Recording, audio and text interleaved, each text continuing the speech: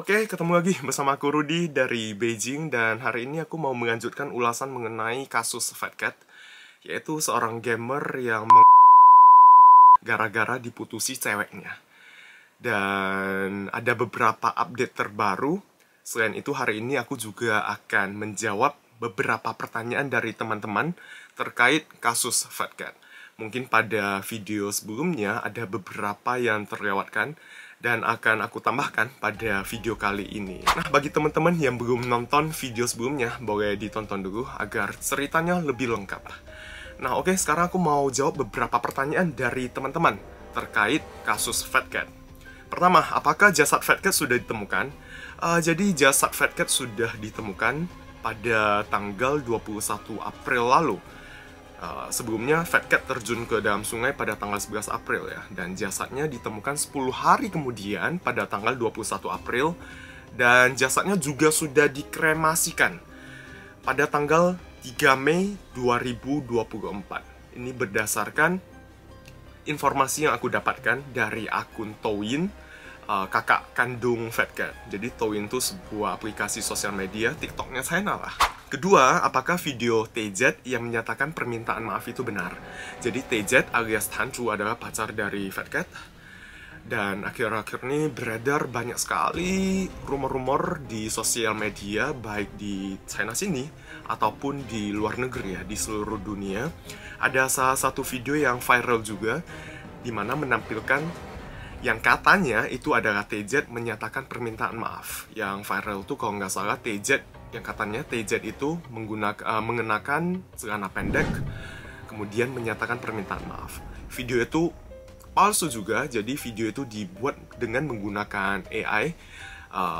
Jadi kasus Fat Cat ini kadang dimanfaatkan oleh oknum-oknum tertentu juga untuk menarik perhatian netizen.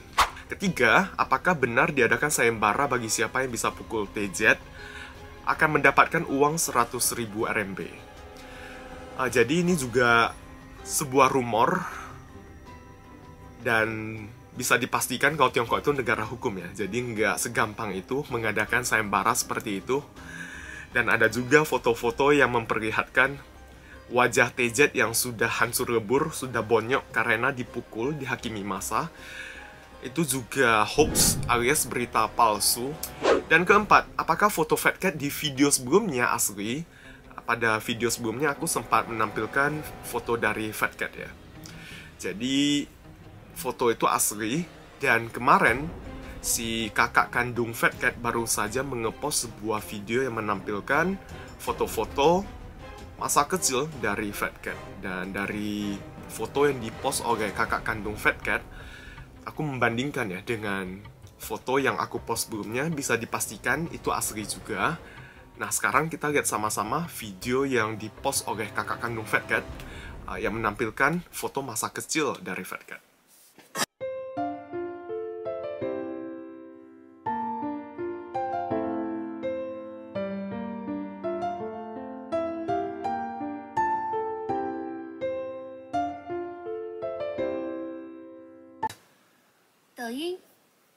Oke, jadi kelihatan memang mirip ya.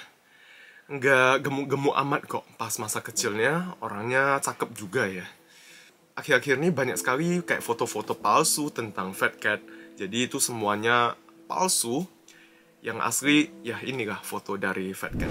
Nah, sekarang aku mau update beberapa postingan terbaru dari kakak kandung Fat Cat di Douyin.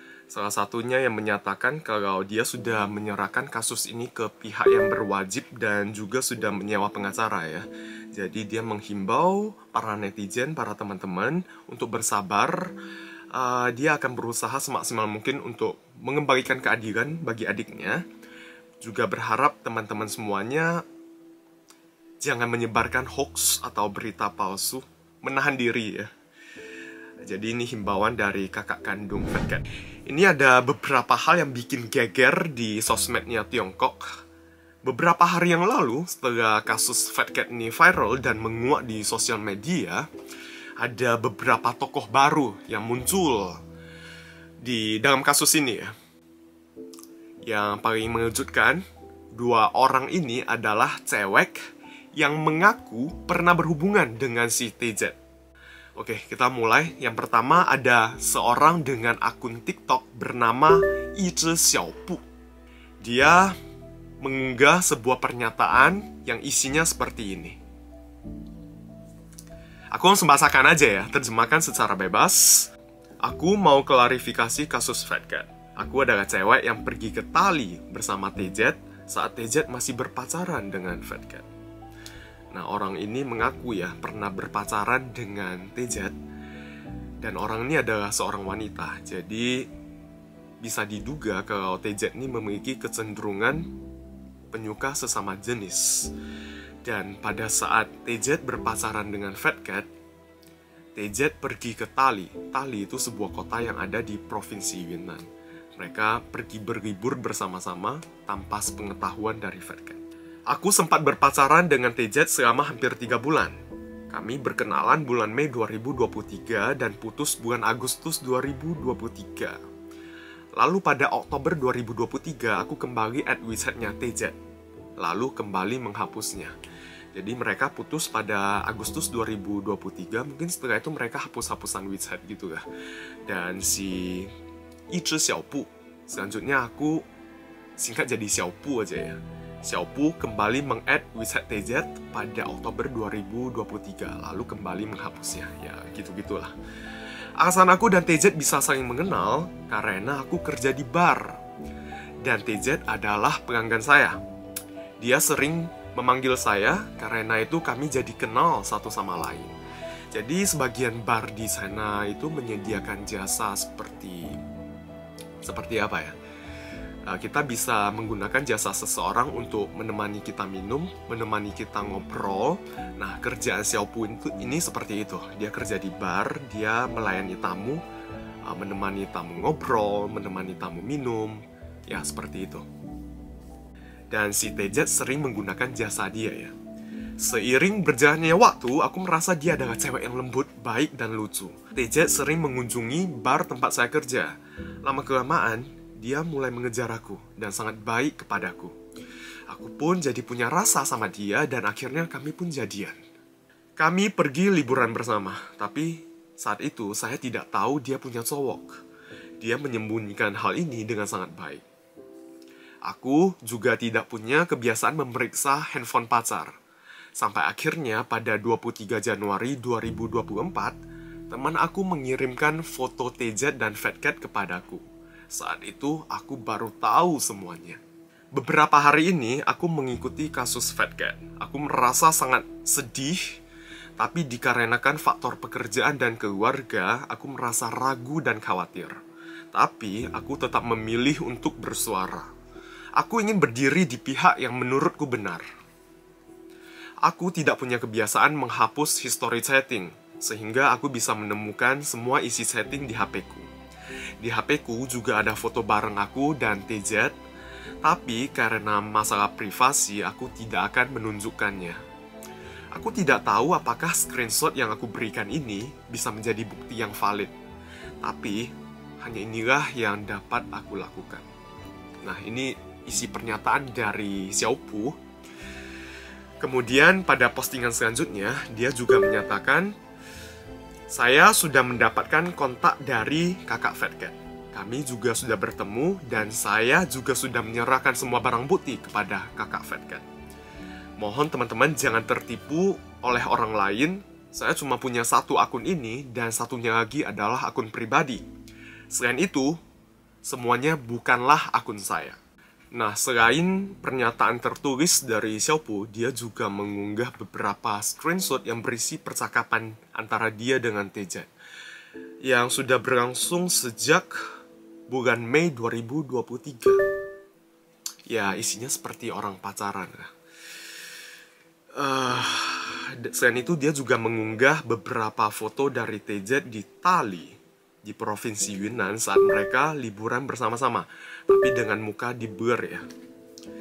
Kemudian ada juga foto tiket pesawat mereka berdua saat pergi dari Chongqing ke Tali, pergi liburan dari Chongqing ke Tali.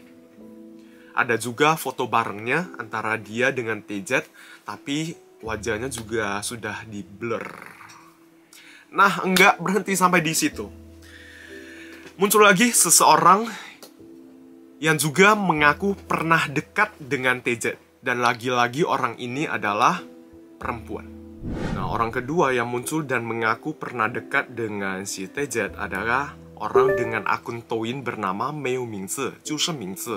Kita anggap aja orang ini A. Orang ini juga mengepost pernyataan tertulis di akun Douyin-nya, juga beberapa screenshot isi pembicaraan dia antara dia dengan TZ ya. Nah, sebelumnya aku mau membacakan pernyataan dia dulu. Waktu dan tanggal sudah saya lampirkan pada postingan saya. Aku nggak tahu bagaimana hubungan antara Fat Cat dan TZ. Aku juga tidak akan mengutarakan pandangan saya. Aku hanya akan menunjukkan bukti yang aku ketahui. Bagi mereka yang bilang kalau berkorban demi cinta adalah hal yang wajar, dan mengatakan Fat Cat terlalu lemah, setelah membaca postingan saya, kalau kalian tetap merasa hubungan antara Fat Cat dan TZ adalah cinta, maka aku mendoakan kalian bisa mendapatkan kisah serupa yang dialami oleh Fat Cat.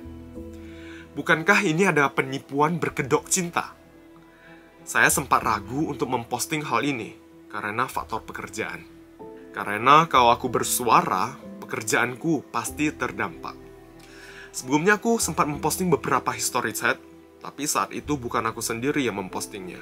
Aku meminta bantuan temanku. Aku takut pekerjaanku terdampak. Tapi aku sudah tidak tahan melihat semuanya. Setelah sempat dekat dengan TZ dan akhirnya tahu bagaimana hal yang menimpa Fat Cat, aku merasa sangat kaget. Aku sama sekali tidak berani percaya kalau TZ adalah orang seperti itu. Biasanya dia sangat baik kepada kami, para T. T itu adalah sebutan bagi penyuka sesama jenis, cewek penyuka sesama jenis, yang perannya lebih ke cowok gitu ya. T, singkatan dari tomboy. Kalau di Tiongkok sini kita sebutnya T. Dia tidak pernah menyulitkan kami. Kami mau makan dan pesan apa aja, dia selalu belikan. Nah, jadi si A ini juga kerja di bar ya. Kerjanya juga melayani tamu, menemani tamu minum, ngobrol, dan lain sebagainya. Karena itu, aku merasa dia sangat baik. Setelah kasus Fat Cat terkuak, aku kaget. Aku mencari tahu seluruh kronologi kasus ini. Dan akhirnya aku memutuskan untuk bersuara. Aku merasa dipermainkan oleh TZ. TZ, kamu sungguh pintar berakting. Nah, dalam postingan selanjutnya, mungkin aku ringkas saja, nggak akan aku bacakan satu persatu, kalau nggak terlalu panjang. Yang intinya, si A ini mengatakan kalau TZ hanya menganggap si Fat Cat sebagai mesin ATM. Dan si TZ juga sempat bilang sama si A kalau dia membenci cowok. Dia menolak cowok. Tapi mengapa dia berpacaran dengan Fat Cat? Jadi si A ini menganggap kalau si TZ hanya memanfaatkan si Fat Cat dan ingin morotin uangnya doang gitu. Intinya seperti itu ya. Dan yang paling aku kesel, aku juga sempat membaca pembicaraan antara si TZ dengan si A. Mulainya history chatnya ini yang aku dapatkan mulai dari Maret 2024. Yang isinya dimana TZ terus menggoda si A. Dan si A juga mengaku tidak pernah berpacaran dengan si TZ. Cuma si TZ ini ngebet dan kejar si A. Dari isi pembicaraannya ini kita bisa lihat ya, si TZ terus menggoda si A. Dan yang paling kesalnya, Fat Cat terjun ke dalam sungai tanggal 11 April, dan pada tanggal 12 April si TZ sempat chat sama si A ini. Yang isinya dia bilang sama si A kalau saudaranya meninggal. Katanya saudaranya meninggal. Dan si A ini tanya si TZ, apakah kamu akan pulang kampung melihat saudaramu gitu ya, mengikuti upacara kremasi atau apa gitu. Dan TZ jawabnya enggak. Dan selama beberapa hari itu, setelah Fat Cat terjun ke dalam sungai, TZ sama sekali tidak menunjukkan rasa sedih dan penyesalan. Pada tanggal 16 April 2024, si TZ mengirimkan sebuah video yang berisikan dia sedang menari. Videonya buat si A gitu. Kayak joget-joget gitu ala TikTok gitu. Kita lihat videonya.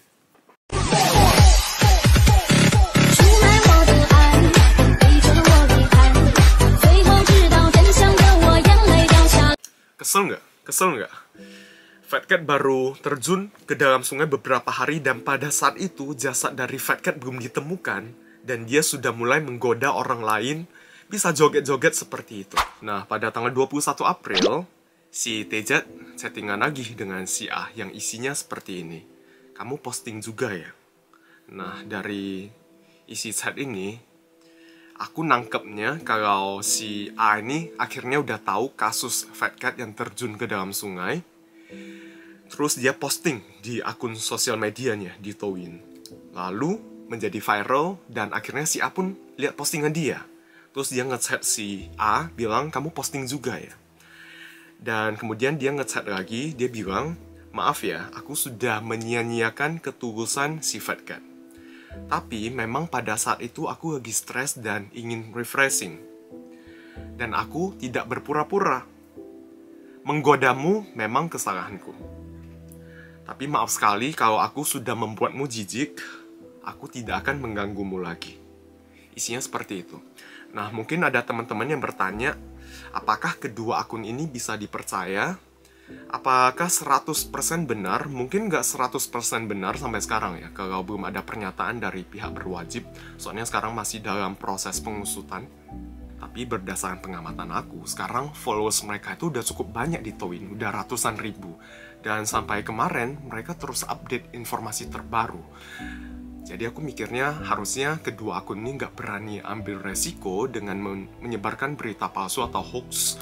Karena di Tiongkok sini kalau ketahuan menyebarkan berita palsu akan ditindak tegas dan hukumannya cukup berat biasanya. Nah, sekarang aku mau membacakan sebuah pernyataan lagi yang ditulis oleh si A.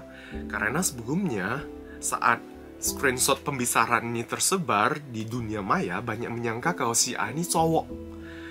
Tapi nggak nyangka ternyata si A ini cewek. Jadi dia membuat sebuah pernyataan yang mengatakan, yang menegaskan kalau dia itu adalah cewek dan dia itu adalah lesbian.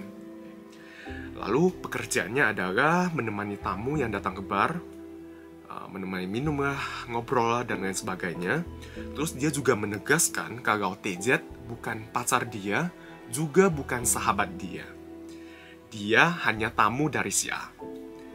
Kemudian semua isi pembicaraan yang dia punyai, dia akan terus posting di akun sosial medianya. Dan dia berharap para netizen bisa melihat dengan teliti, membacanya sampai habis. Kemudian ada akun-akun palsu yang memanfaatkan momen ini untuk menarik viewers. Jangan percaya juga. Dan dia sekarang sudah speak up, sudah berbicara, dia nggak akan mundur. Dia juga sudah kontak dengan kakak dari Fat Cat. Ya, kurang lebih seperti itu deh. Nah nih, aku dapat lagi sebuah rekaman percakapan saat Tejat hadir di sebuah live streaming, kayak di chat room gitu lah. Teman-teman pasti tahu ya, chat room, tapi yang bisa ngobrol gitu loh. Langsung ngobrol di dalam chat roomnya itu, ada suaranya. Dan Tejat mengklarifikasi kasus Fat Cat di dalam chat room tersebut dan ditanyai beberapa pertanyaan oleh hostnya. Kita dengarkan sama-sama. 只会看他姐姐发的那些东西的。因为你发的东西是没有去推翻他姐姐的言论，就是说他姐姐说你只是为了钱和他弟弟在一起，去无限的去压榨他弟弟，知道吧？所以让他弟弟没有求存空间了，就是你在压榨他的弟弟，然后你看到那个美团截图没有？你知不知道他每天吃10块钱的外卖？他有个美团截图。当时我知道之后，我就说你不要再吃那些东西了，你来我家我给你做饭吃。然后他拒绝了。然后他说不要呀，来我这里你给我做很多吃的，我会长胖的。他截图有吗？有，这个怎么会没有截图呢？而且这些截图我都已经给他发到那个我的声明里面去了，你的声明太多了，有个。你现在是你朋友和你一起的是吧？嗯。也行，因为这样的话对你的安全也有一定的保障。我真的不理解，我知道他吃那个外卖我知道他对他自己不好以后，就是吃那个什么几块钱的外卖的时候，我也很心疼。我说你不要再去那样子吃了，你过来我给你做饭吃。但是不是的，他是这样的，但是问题是什么呢？就是说，大家看到的可能只是觉得你只是说说而已，因为说这个东西它是很明确的。如果你真的想给他做饭的话，肯定是直接送去他家，你肯定知道他住在哪里，对吧？就他来重庆之后，我说我去接他，我问他几点的票，我去接他，他也说不要，他说不要，你不要来接我，我太邋遢了，我要收拾好之后才见你。然后这个我理解，因为毕竟他喜欢我，他肯定想收拾好自己，我理解，所以我没有去接他。然后他到了之后，他就直接跟我约了一个吃饭的地方，我们两个就去吃饭在那里了。然后去了吃饭那里之后，我就问他，我说你来重庆干了什么？我帮你布置吧，帮你布置你的生活用品什么的，我还把我家的被子什么的也给他拿过去了。对，我看到这个了。他说他把被子都什么还给你，我好像看到这个截图了，抖音上面。然后我后面问他，后面就是我担心他一个人在那边不好，我就问他，我说你的门牌号是多少？我说我这边下班了我就过来陪你。然后他也不说。你到现在为止都不知道他们家的门牌号吗？对呀，不知道啊，因为他一直都不告诉我呀。那他拿被子是怎么拿的呀？我是吃饭的时候把被子那些拿去给他的。Jadi berdasarkan pernyataannya kalau dia memang tahu ya kalau si Fat Cat sering pesan makanan yang murah di aplikasi pemesanan makanan, dan katanya dia udah sering manggil Fat Cat buat makan di rumahnya, mau masakin buat Fat Cat di rumahnya gitu ya. Tapi Fat Cat selalu menolak dengan alasan dia takut jadi gendut kalau tiap hari dimasakin. Begitu kata si TZ. Tapi dalam pernyataan yang aku baca kemarin, pernyataan dari TZ, pernyataan tertulis ya, aku baca dan pernyataannya dia bilang dia sering masakin makanan enak buat si Fat Cat. Nanti aku lampirkan juga pernyataan tertulisnya. Katanya sering masakin makanan enak, Fat Cat sering datang ke rumah dia, mereka sering nonton bareng, lakukan aktivitas bersama. Tapi dari pernyataan si TZ di dalam live streaming ini agak berbeda ya, berlawanan. Dan sampai sekarang dia nggak tahu kosnya si Fat Cat tuh di mana. Padahal si Fat Cat udah datang ke Chongqing setengah tahun lebih ya. Tapi dia nggak tahu sampai sekarang Fat Cat tinggalnya di mana. Nomor rumahnya aja nggak tahu katanya. Katanya Fat Cat nggak mau kasih tahu dia. Oke, kita dengar lagi deh.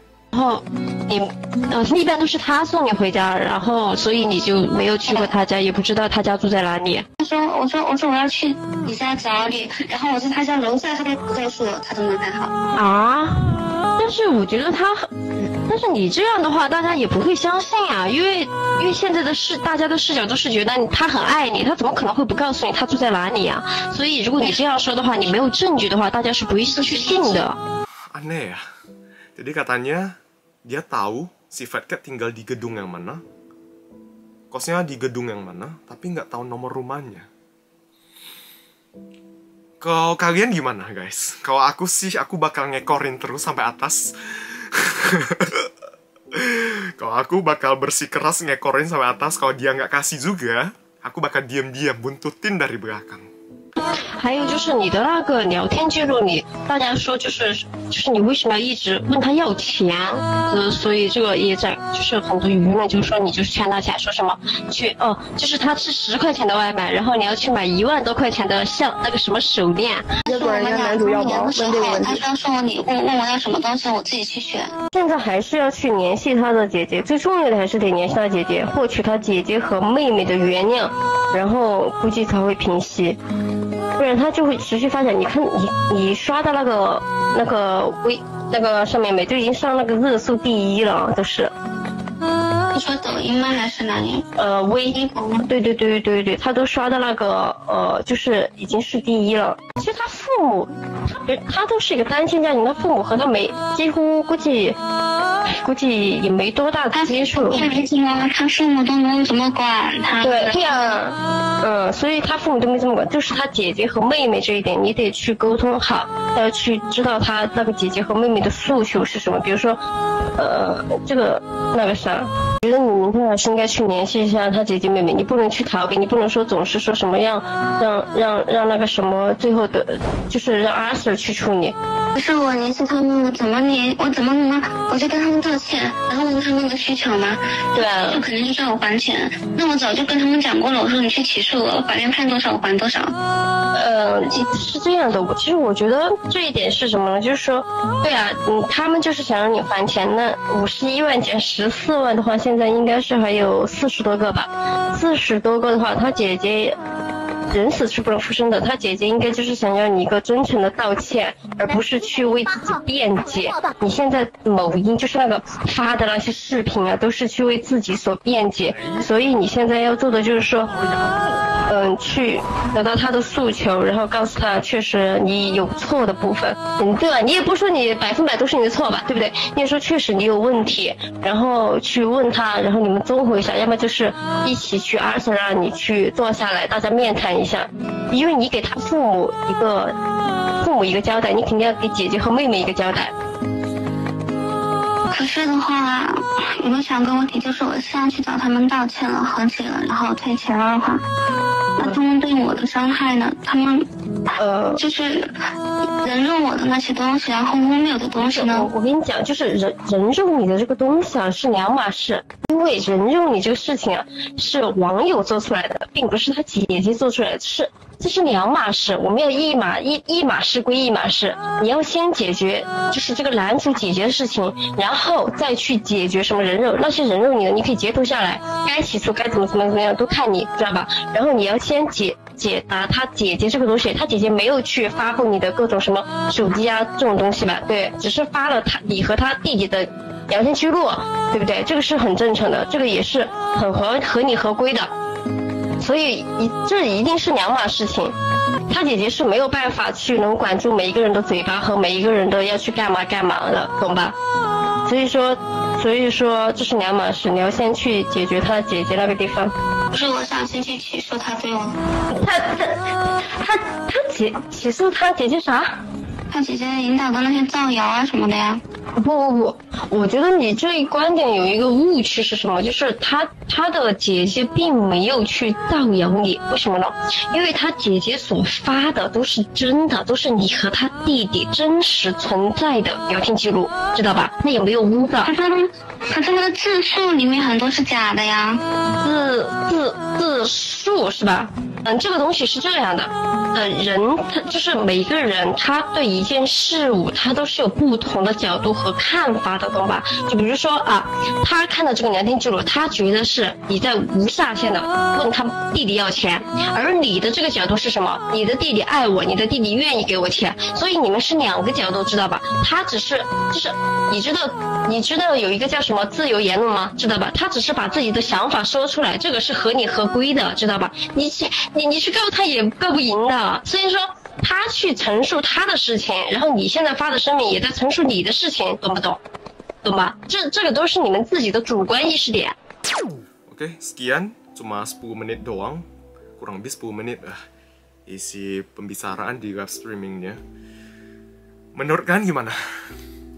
Kalau menurut aku pribadi dari rekaman pembicaraan ini, si Teja seakan-akan nggak menyesal atas perbuatannya, nggak menunjukkan tanda-tanda penyesalan, tetap membela diri. Aku berusaha untuk objektif ya, dan aku berusaha untuk tidak menambahkan terlalu banyak opini ke dalam video kali ini, karena video ini sekarang masih dalam tahap investigasi oleh pihak kepolisian.